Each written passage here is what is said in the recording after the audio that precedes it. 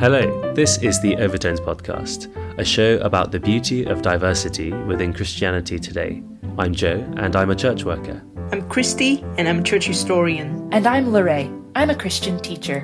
On our show, we talk to academics, professionals, and full-time church workers to explore lesser-heard voices that are shaping the church today.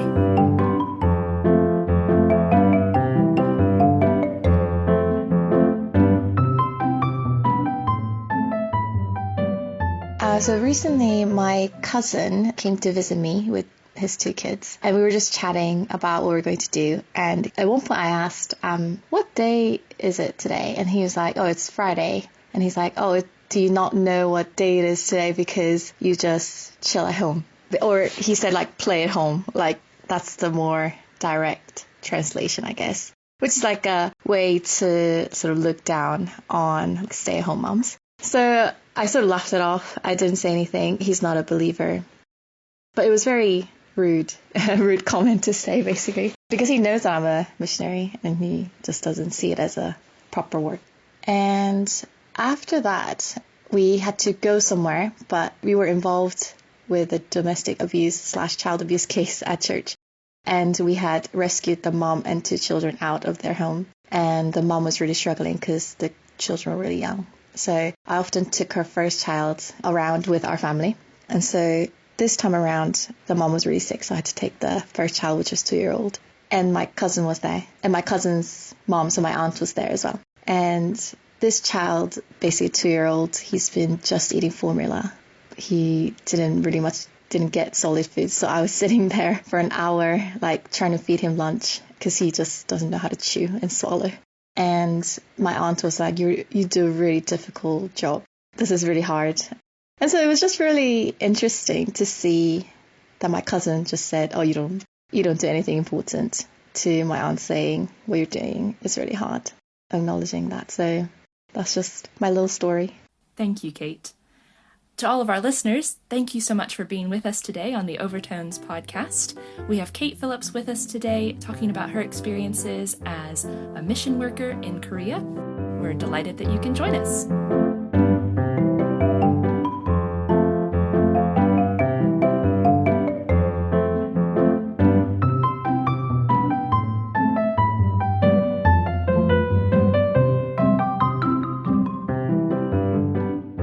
So, Kate, we're delighted you can be here with us today. Thank you so much for coming on. Could you just introduce yourself a bit to our audience? Who are you? What do you do? Where are you at the moment? Yeah, my name is Kate Phillips, and I'm married to Alex, and we have 3 children, Ewan, Hannah, Rowan. They're 5, 4, and 2. And Alex is British, I'm Korean, but I've lived in the States and China and the UK. I'm currently working as a missionary in Busan, South Korea. We are seconded to an international church called Redeemer International Community Church. So I work as a women's worker. My husband, he's an elder as well as an intern pastor. I'm also studying a master's in biblical counseling through Westminster Theological Seminary. Yeah, so that's mainly what I do. So you're a busy lady. It's the summary. 3 small children as well. That's amazing. So what does day-to-day life look like for you? Is there a pattern or is it lots of different things? Yeah, so we have our Mondays off. So we don't work or study, like do nothing ministry related. Lovely. That's more of a family day. But other days, weekdays, our kids go to school from about like 9:30 to 2:30. So that's when I do various things. Sometimes have Bible studies. I sometimes have counseling sessions. I sometimes have leadership meeting. I sometimes just need to get on with my study. I sometimes organize like practical things for the church, or I write prayer letters, And then kids come back from school, and I try to spend the afternoon with the children until they go to bed about 7:30. So I usually try to take the kids out to the playground or set up play dates, and that's when I try to build up relationship with moms in the area with the goal of sharing the gospel or sharing my life with them. And after kids go to bed at 7:30, then it's sort of back to work. So right. We do Bible studies, same thing, counseling, studying, that kind of thing. So that's how my days work, yeah. So if you were just to kind of introduce Korean urban culture to our audience, what does that look like as well? Kind of what's the context you're working in?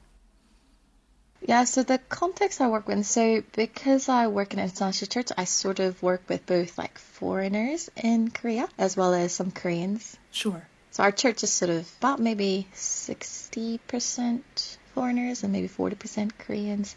Although the Koreans who come to us have been exposed to like international influence, I guess, like they've lived abroad or they're married to foreigners. But I do also, like the moms that I hang out with or some of the friends I have, they're Koreans. Okay. Anyways, that's my context. Urban Korean culture, it's quite materialistic in some ways. Okay. Korea cares a lot about appearances. You might have heard like Korea is really famous for plastic surgery, and money and like honor matter a lot. So things like whether you went to good schools, like how high you are in your company and that kind of thing. Those things matter a lot. It's also a very passionate and hardworking culture. So Koreans work really hard, and that's how Koreans after Korean War was able to get out of poverty, really. Sure. And has developed this much in such a short span of time. And another thing I'd say, spiritually speaking, the culture is very skeptical, I'd say. So Korea is known to be a very Christianized country. Can't remember exact statistics, but the statistics look amazing, like something like 50-60% like profess faith kind of thing. Wow. But in reality, so there are a lot of churches everywhere, big mega churches, and you see crosses. It's like Korean churches have like really big cross at the top, and they like light up at night. Oh, wow. Often red colors. Yeah, so you'll see at night like crosses a lot of different places. But the culture itself is very skeptical, I'd say, outside of the church culture, because there are a lot of cults. And people have been disappointed by scandals in the church. Like, for example, there's a underground station just in front of our apartment, and you would often see Jehovah's Witness just standing there, like handing out leaflet. Also, people will come and knock on your doors and will say, "Oh, have you heard of the Mother God?" Oh, wow. Yeah, all kinds of things. Often in the underground, people will shout out like, "Oh, if you trust in Jesus, you go to heaven. If you don't, you go to hell," kind of things. And there's also obviously like the Moonies and the Unification Church, and there was another big cult that started like the spread of COVID in Korea, basically. I remember that. It was that was huge because Oh, my. we had that. They got like heavy coverage in Taiwan because it was so ridiculous. Yeah, they are ridiculous. They're like pictures of thousands of people sitting down and like doing exams to be a member of this cult. It's manic.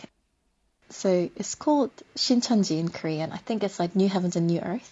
Yeah, and they have some crazy like people who like claim to be messiahs, whatnot. And so I heard a funny joke that like if there are 10 people in the world who claim to be messiah, 6 of them are in Korea.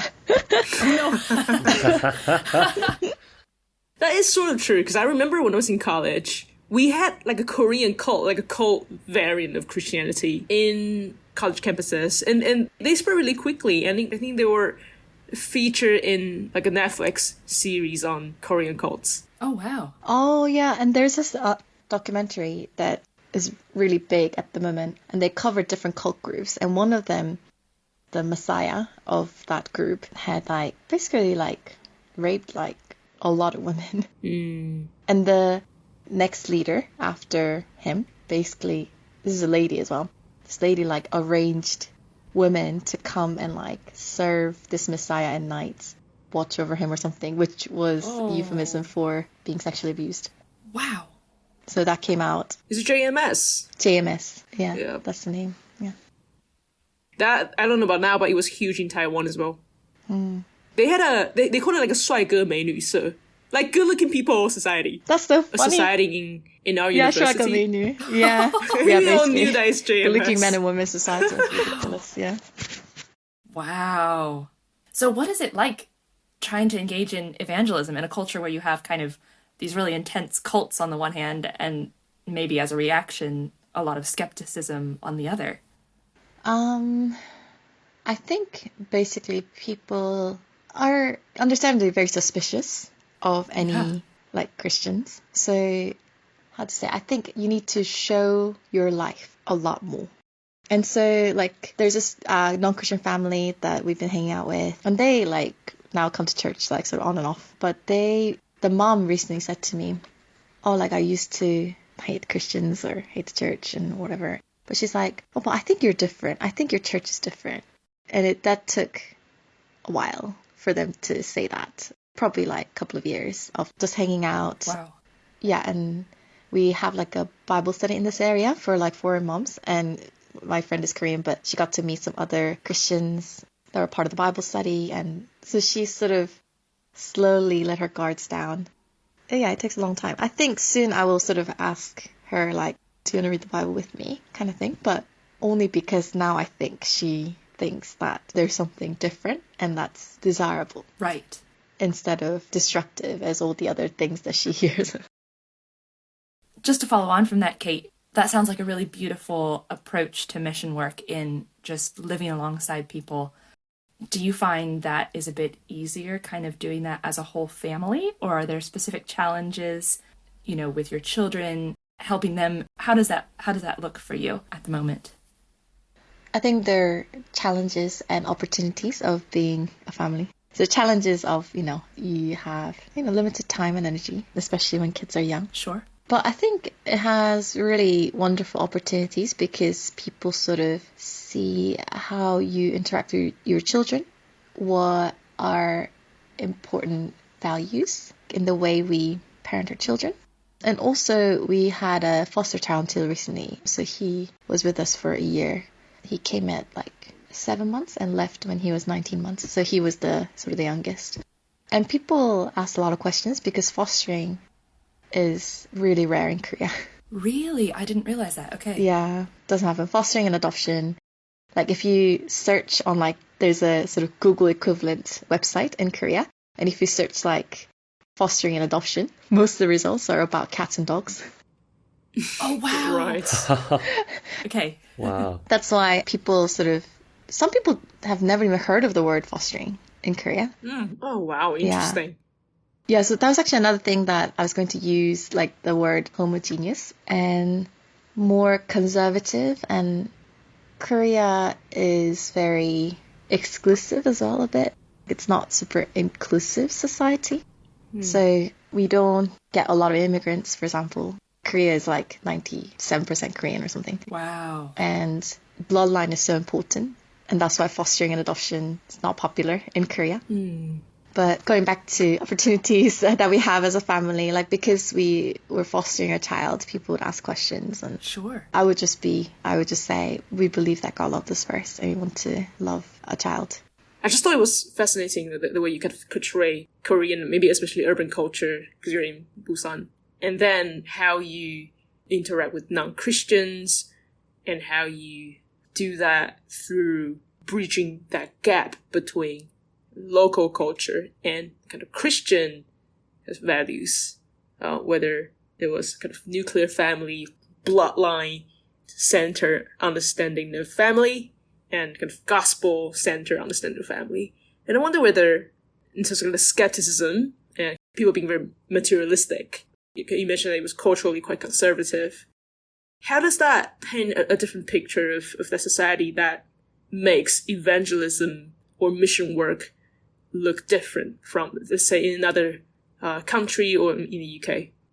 I think in some ways the essence is the same, isn't it? I guess it's Christ, and we live lives that are worthy of the gospel, and we seek to speak of Christ, have salty conversation. I think here, in other cases too, but actions speak louder sometimes. And yes, because they've been told, like in the underground, like you go to hell if you don't believe in Jesus kind of thing, that really can't be walking up to somebody and reading a gospel outline will just not work, because it's not just you trying to do it, it's like cults trying to do it, and not just Christian cults, but some other random religions try to do that as well. And so that's really, I think, has to be more building up relationships. I think what I've learned is to live a life that is so different, like everywhere. But in Korea, it is almost more obvious in some ways because, so it sounds really weird, but I went to pretty good schools. And so my family would sort of think of me as like, oh yeah, like you're the smart one and da. But then my grandmother the other day, she said like, oh, you were the smartest of all the grandchildren and you went down the rabbit hole. Oh, wow. Yeah, so it's like, I mean, it's not just her, but like a lot of people ask me, why are you a missionary? Like when you've like studied abroad and whatever. Right. And I think, is to be really honest and to show the fact that, my values are completely different. It's upside down kingdom. Some people think, why are you trying to foster? Just send them to orphanages. There are a lot of orphanages in Korea. But to live such different lives that people will ask questions and that, and to be not shy about it and to sort of speak what is true. Yes. And then they observe you. And obviously we're sinners, and so they'll be disappointed at times, but hopefully they'll see that there is such different undercurrent of, having turned away from sin to wanting to honor Jesus, not honor money or work. And then that opens the door for the gospel. Yes. Yeah, I think I find that really encouraging. I'm also Korean, so I think I've heard similar things. I went to a very good university, and now I work for a church. Yeah, similar things of, why would you be doing that? But I guess as we live out the gospel, as we share our lives with other people, just like Paul does, as he says to the Thessalonians, we loved you so much, we were delighted to share with you not only the gospel of God, but our lives as well. And as we do that, as people see kind of the good that we do, kind of we pray that through that God will work by his Spirit to help people come to glorify God on the day he visits us, as Peter talks about in 1 Peter. It's really encouraging that people like you and across the world are kind of giving up everything to share the perfect solution for the greatest need that every single person has. But yeah, so I guess my question is, as a missionary in Korea, working for a church, like what does that look like from day to day? And I guess, Alex, your husband is also a missionary. You guys are kind of both doing that. So what's that been like in Korea? Yeah. So our church is not a very big church, and there's a lot of turnover because the expats come here for 2 to 3 years and they leave. So we have like a very small core of some Koreans, and then a lot of foreign families just come and go. And also international students come and go. Recently, we've seen a lot of international students from Africa, which is really exciting. That does mean that there's a lot of opportunities, but there are a lot of challenges as well, because you don't get to like train people up and have them stay as leaders in the church, but basically. Either they hear the gospel, become a Christian, but they leave, or they come and they mature, but they have to leave. And so it's those are the challenges. And also exciting because people come and then go back to wherever they come from. Sure. We joke about how like some of the singles we have, and we need to like find Korean Christians, and if they marry Koreans, they'll stay. Oh, that's the only way they can stay really like long term, Sure. like visa, and things like that. So I actually run 4 Bible study groups. 1 mainly for students, 2 women's group, 1 in Korean, 1 in English. Wait, what's the 4th one? Oh yeah, I run a group for working moms. Unimportant, which is why you forgot. No, they're important. They're important. No, they're really wonderfully encouraging because I'm a working mom, so I like, it's we naturally connect. And so those are more sort of regular things. And then I'm part of the leadership team. So there's 3 elders and me. So there's just 4 of us. It's a leadership team, so we run various things. And I do quite a bit of counseling as well. Most recently, the child abuse, domestic abuse case. I counsel a couple of other people who have history of child abuse. So talking through with them. Another one who is separated from her husband, and then a few others. There's some really difficult ones and some more like one-offs as well. Like sometimes people just come and want to talk. Sure. Yeah, and then sort of trying to meet up with new people who come into church or non-Christians as well, and try to read the Bible with them. So all those things. Yeah, and then we also try to like train up leaders. So we run some training sessions. I do like a women's seminar twice a year. So those are other things to sort of further equip people, disciple people. Yeah. So you talk about cults. And I was just wondering, because yes, I think I do have that impression that Korea seems to be a bit more Christian than other countries in East Asia. But at the same time, it's just known for having lots of ridiculous cults. And I wonder why that is. And I wonder whether you can tell us a little bit about whether you have thought about why. Like, why is it the case that there's so many cults in Korea? And is there any reason why somehow people are drawn to it? Yeah, no, that's a really good question. So I think even the Korean church that is not strictly cult has a very strong Korean church culture. And you might have heard of it. Like there's like Korean style of prayer, which is basically like a bunch of people, often in circle, they all pray at the same time. Ah, okay. Yeah, so that's Korean style. So they're very passionate. And we're passionate people, and so I think we bring that into the church culture. We have morning prayers. Most churches have morning prayers, so it's like usually at 5:30 a.m. or 6 a.m. Whoa. People go, and the pastor shares a message, and like 6 days a week. Wow. Okay. Yeah, they often have like Friday all-night prayers. Oh, wow. Okay. So those things are quite common in Korean churches. Friday all night. Oh, people must be exhausted. Well, yeah. After 5 days of work. And then pray through the night. So it's a very intense culture. And like, I used to be part of like a Korean Christian fellowship, and this was in the States, but the campus fellowship was like a Korean branch. We had like meetings every day. Wow. Literally every day of different kinds, like Bible study leader meeting, leadership meeting, and then the large group meeting. And we had morning prayers as well, of our own version. It's just It's a lot. I know.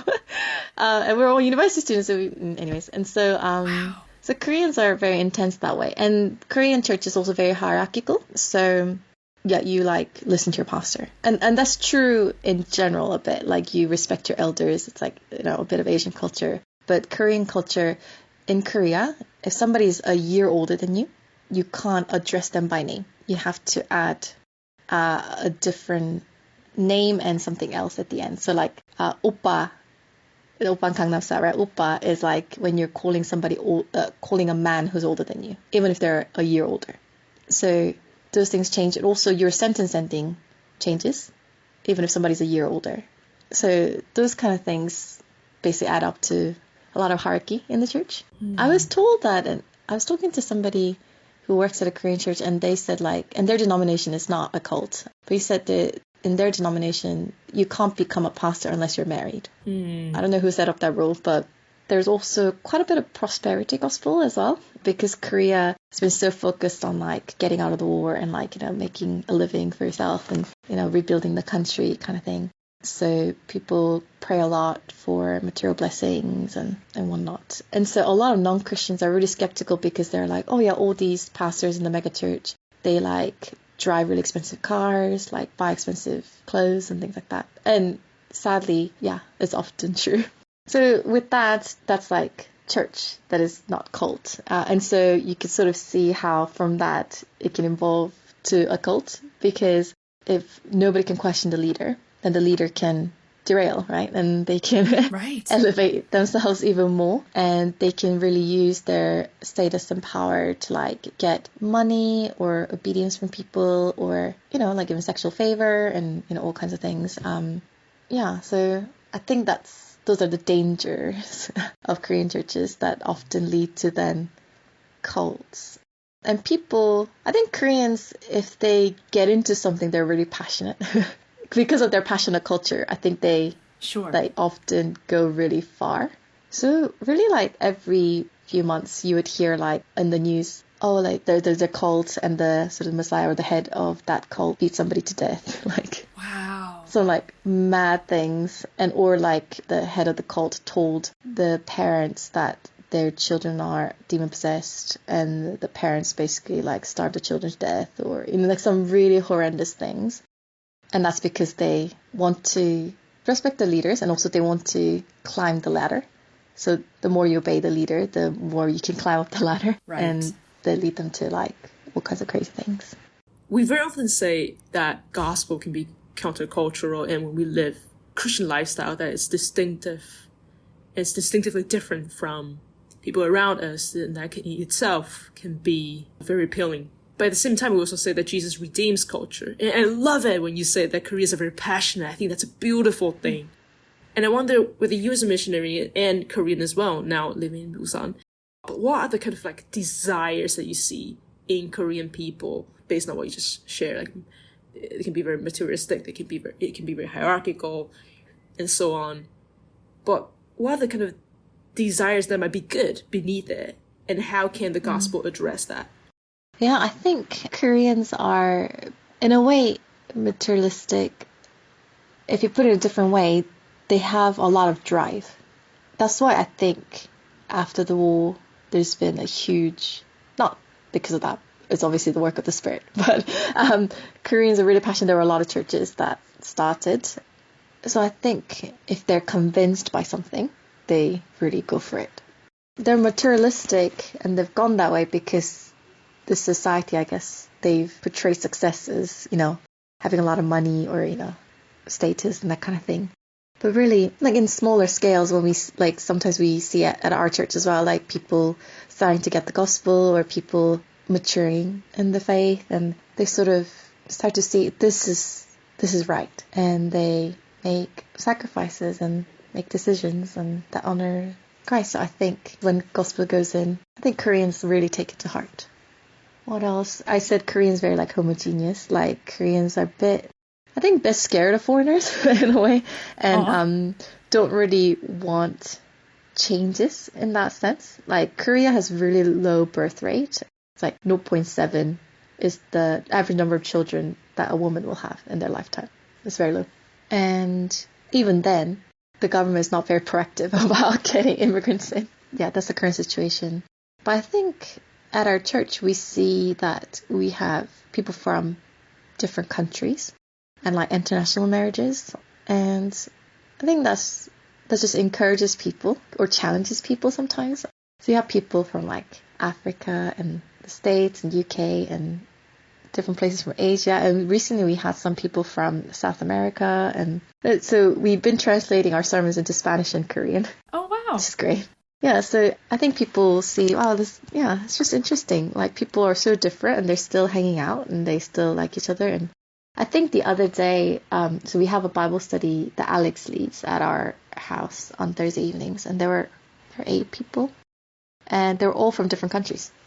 So that kind of thing, I think people will see it as amazing and different.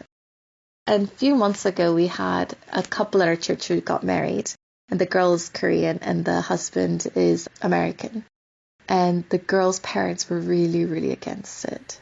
Oh, they didn't even want to see her. That often happens in Korea. Or like Korean parents would say, like they'd be racist. They'd be like, oh, you can marry this race, but not that race. But, I think in that wedding, there were like a bunch of church people. And I don't know what her parents thought, but I mean, our kids were there and they're mixed and running around. And most of our church kids are mixed. So yeah, I think that's amazing that the gospel reaches, every culture and every people. And even if you can't identify as one, because you're mixed, that's totally fine. You're made in the image of God. Yeah, so I think hopefully we can show that more to people around us. That's beautiful, Kate. Thank you. Well, thanks so much, Kate, for sharing so much about what life is like as a missionary in Korea. To kind of finish off, we've talked lots about the gospel today, but I was wondering if you could share something about Jesus that has kept you going more recently, or something about him that has excited you or encouraged you recently amidst living this life of sharing the gospel in your life with lots of different people in Korea. Yeah, I'd love to. I get really encouraged by my course because that's a steady spiritual input, which I really appreciate. One of the things that I actually wrote a paper on this.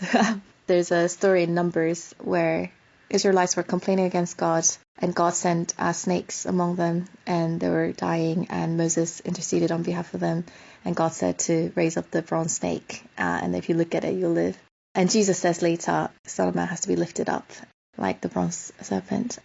I was just studying the passage and just found out, through writing my paper, that, it's sort of strange that Jesus is saying, like, I'm like the serpent. Because the serpent used to be like a symbol of Egypt, as well as Satan, Garden of Eden, and it's got a lot of connection with evil. But I read putting enemy on the pole is declaring victory over that enemy.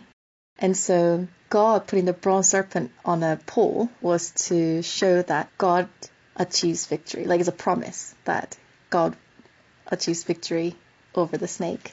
And if you, instead of you trying to save yourself, by avoiding the snakes, or if you are already bitten, trying to save yourself, whatever, if you look at God's promise or declaration of victory, then you live. And so that's what happens when you fast forward to Jesus. But the question is, why is Jesus described as a snake?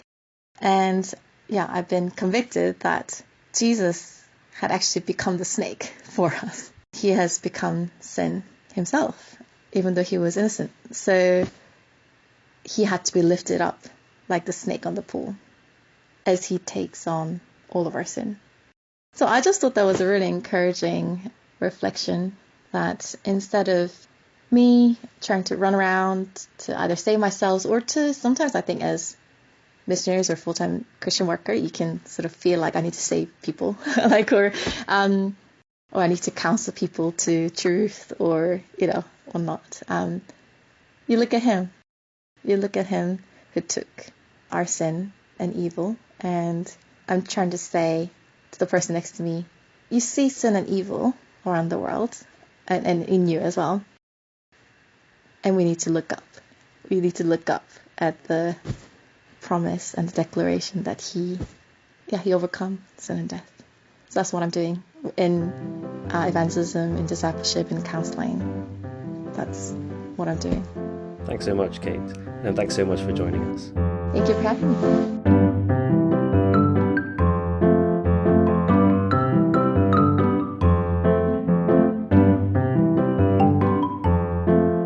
Thanks for tuning into the Overtones podcast today. Make sure to subscribe and tune in to the next episode on your streaming platform of choice.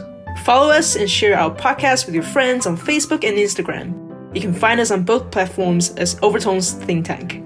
And if you'd like to get in touch with feedback, comments, or other ideas, our email address is podcast@overtonesproject.com. See you next week.